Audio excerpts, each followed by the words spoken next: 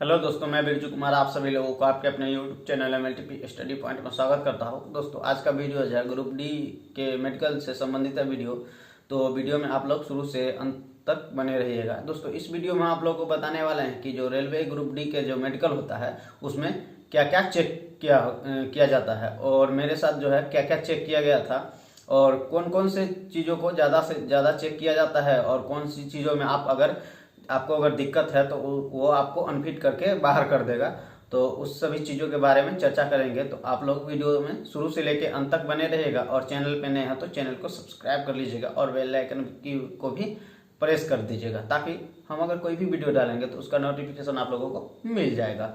तो चलिए दोस्तों, वीडियो स्टार्ट करते हैं। सबसे पहले तो आपको डीवी के लिए बुलाया जाएगा और डीवी के दिन ही डीवी आपका जब हो जाएगा तो वहां से ही आपको एक मेडिकल स्लिप देगा। मेडिकल स्लिप रहता है वो आपको देगा और उस मेडिकल स्लिप में आपका जो है डेट मेंशन किया जाता है कि जो किस डेट का आपका मेडिकल होने वाला है और उसके बाद जो रहता है वो मेडिकल जगह, डेट के साथ जगह भी दिया जाता है कि आपका मेडिकल जो है कहाँ होने वाला है और किस डेट को होने वाला है। तो वहाँ आपको स्लिप मिल जाएगा। और मेरा जो था, जो मैं आरआरबी पटना से भरा था, तो यहाँ जो पोल्सन घाट है पटना में बुलाया गया था डीवी के लिए, तो वहाँ डीवी हुआ। उसके बाद जो मेरा जो होम टाउन है समस्तीपुर है, तो वहाँ ही मेरा जो मेडिकल के लिए जो है वो भेज दिया गया है।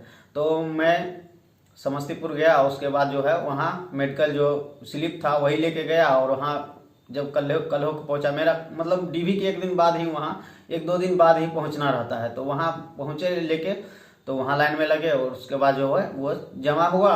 उसी के अनुसार टेस्ट करना अपना स्टार्ट कर दिया। तो सबसे पहले जो है आपका यूरिन टेस्ट करने वाला रहता है, एक कितना पत्ती टाइप का था, इतना ही बड़ा, तो उसी पे जो है यूरिन करना था। उसके बाद आपको दे दिया, उसके यूरिन करके आइए, वो आपका देखता है। उसमें कुछ रंग में परिवर्तन, आपके अगर यूरिन में कुछ गड़बड़ी है तो उसमें रंग में कुछ परिवर्तन हो जाता है। तो वही आपको जो है यूरिन टेस्ट के लिए वो यूरिन टेस्ट करता है। उसके बाद जो है दोस्तों आपका जो है एक्सरे करता है। यूरिन टेस्ट में उतना ही रहता है, तो एक्सरे टेस्ट करता है। तो एक्सरे में तो आप लोग जानते हैं एक स्लेट टाइप का रहता है और उसमें आपको आगे से और उसके बाद पीछे से सटा के उसके बाद उसका जो है पूरा सीना का जो है वो एक्सरे करता है।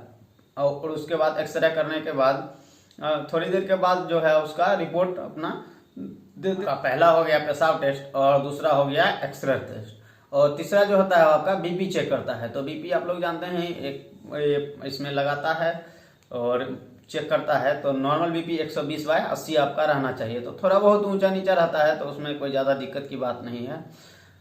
और जो आपका जो हो गया बीपी टेस्ट हो गया, उसके बाद जो रहता है आपका ईसीजी टेस्ट, यानी ईसीजी टेस्ट आप लोग देखे हैं चित्र में, आपका बगल में दिख रहा होगा कि मतलब मशीन छोटा छोटा जो है लगा देता है। उससे जो है आपका धड़कन चेक करता है कि आपका जो है धड़कन सही है कि नहीं, तो उसका जो है पूरे शरीर में लगा देता है और वैसे आपका चेक करता है। तो ये सब प्रक्रिया करते रहता है। लगभग 1 से 2 दिन लगता है। और उसके बाद जो है ईसीजी टेस्ट करने के बाद जो है आपका सबसे, देखिए इसमें जो इम्पोर्टेंट हो जाता है वो आँख का टेस्ट हो जाता है। तो उसमें जो ईसीजी टेस्ट हो गया, उसके बाद जो है आपका जो मेरा जो एक दिन में यही सब टेस्ट हुआ। उसके बाद दूसरा दिन बुलाया, उसके बाद जो है आँख का टेस्ट। आँख में जो है पहले तो आपका 6 मीटर रहता है, वहाँ से आपका जो एक पूरा जो रूम था जो वो अंधेरा था और एक इतना बड़ा डब्बा टाइप का था या वाइट, ये क्या कहे, बॉक्स टाइप का था।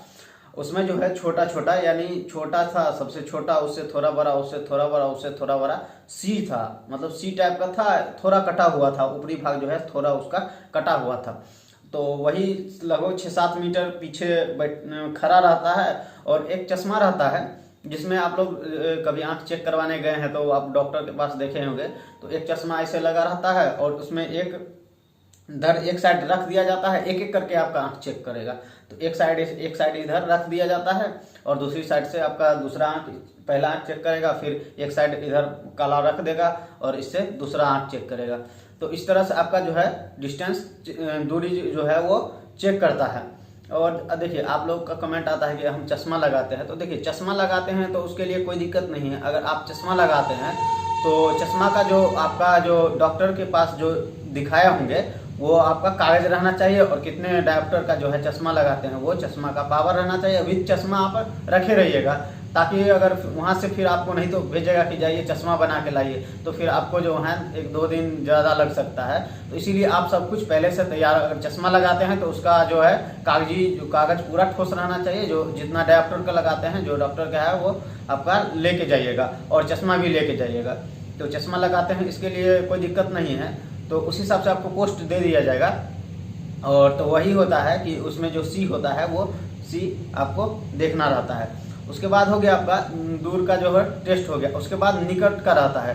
तो निकट में जो हम लोगों को जो छोटा, इतना मतलब छोटा किताब था उसमें छोटा छोटा लिखा हुआ था, तो उसी तरह से उसमें भी चश्मा पहना दिया था, और एक साइड से इधर बंद करने वाला रहता है, तो एक साइड से बंद कर दिया, दूसरा एक आंख से पढ़ाया, फिर एक साइड से बंद कर दिया, तो एकदम छोटा छोटा रहता है। निकट दृष्टि जो है वो चेक करता है, तो वो ये दोनों चेक कर लेगा। उसके बाद जो है आपका कलर ब्लाइंडनेस चेक करेगा। उसका भी एक बुक रहता है, और उसमें जो है मतलब तरह तरह के रंग रहते हैं, तरह तरह के रंग रहते हैं। उसमें आपका बगल में चित्र दिख रहा होगा, और उसमें 4 लिखा रहता है, 5 लिखा रहता है, और ऐसे भी रहता है। और उसमें जो ऐसे ऐसे करके रास्ता बनाया रहता है, तो वही आपको एक कलम दे देगा, उसको बोले उल्टा करके आप उसमें जो है ये दिखाइए, मतलब जो रास्ता है वो किस किस ओर से, मतलब किस तरह से ये घुमाया, इसका जो घुमाया हुआ है वो किस तरह से, मतलब उसका कलर मैन नहीं रहता है कलर ब्लाइंडनेस चेक करने के लिए। तो वो आपको अच्छे से चेक करेगा, एकदम घुमा घुमा के अच्छे से।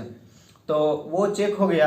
तो देखिए कलर ब्लाइंडनेस में जो है आपका मतलब रहता है गड़बड़ी, तो आपको जो है ऊपर भेज दिया जाता है। तो उसके लिए भी आपको कोई दिक्कत नहीं, कोई घबराइए नहीं कि मुझे डायरेक्ट छांट दिया जाएगा। तो आपको वो जो है वहाँ मैन दानापुर है, मतलब मैन जहाँ हेड क्वार्टर होगा, मैन मतलब मैन उसका जो ब्रांच होगा, वहाँ आपको भेज दिया जाएगा चेकअप के लिए। तो ये हो गया आपका आज का टेस्ट। और देखिए दोस्तों, मेरे यहाँ जो मेडिकल जहाँ हुआ था दोस्तों, वहाँ जो है वहाँ तो वो टेस्ट नहीं हुआ था, लेकिन बहुत जगह पर सुने थे कि जो वो एक आँख में जो वो चेक किया जाता है कि आपका ऑपरेशन हुआ है, या आप लेंस लगाए हुए हैं, या आप लेजर ऑपरेशन कराए हुए हैं। तो उसके लिए फॉग टेस्ट नाम का एक टेस्ट होता है, उस एक मशीन होता है, उससे आपका जो है वो टेस्ट किया जाता है कि आप जो आँख का ऑपरेशन कराए हैं। तो जी देखिए, आप चश्मा लगाते हैं वो सही बात है, लेकिन अगर आप आँख का ऑपरेशन कराए रहिएगा या लेजर जो होता है वो लगाए रहिएगा, तो फिर आपको जो है दिक्कत हो सकता है, आपको छांट ही देगा, क्योंकि आँख का ऑपरेशन कराया रहता है तो उसको जो है वो नहीं रहता है। तो आप लोग गलती से भी आँख का ऑपरेशन नहीं कराइए। और जो जैसा है, जैसा जितना पावर, अगर चश्मा लग चुका है तो जितना पावर का है उतना पावर का आप लेके वहाँ पहुँचिए। उसके बाद जो है वहाँ जो है आपको उस हिसाब से पोस्ट दे दिया जाएगा। तो आँख का जो है ऑपरेशन या जो लेजर जो कराते हैं वो सब मत कराइएगा, ठीक है।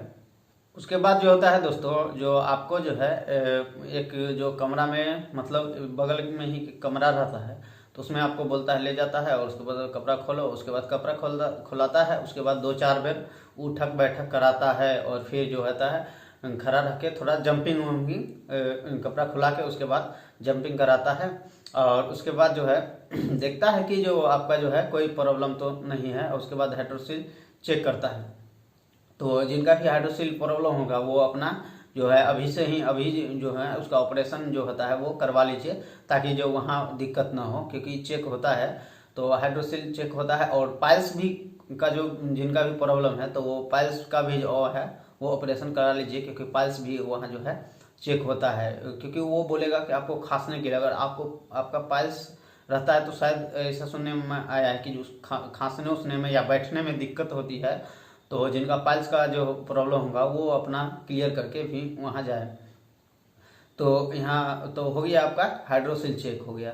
तो यही होता है लास्ट चेक जो होता है आपका हाइड्रोसिल चेक। मेरा जो हुआ है ऐसी हुआ था, तो इसी तरह हम बता रहे हैं। तो इतना ही चेक जो है आपका होता है। तो लेकिन जो है आपका जो है पैर हाथ सही रहना चाहिए, इसलिए थोड़ा चला बुला के भी देख लेता है, और थोड़ा हाथ ऊपर नीचे दाएं बाएं सब कुछ करा के अपना देख लेता है कि जो पैर से पूरा फिट है, शारीरिक पूरा जो है वो फिट है कि नहीं। तो वही सब जो है ये इतना ही चेक करता है।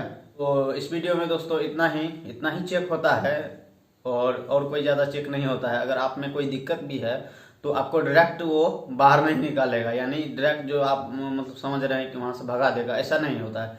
फिर आपको ऊपर चेक करने के लिए, कोई भी अगर प्रॉब्लम होता है तो ऊपर चेक करने के लिए भेजा जाएगा।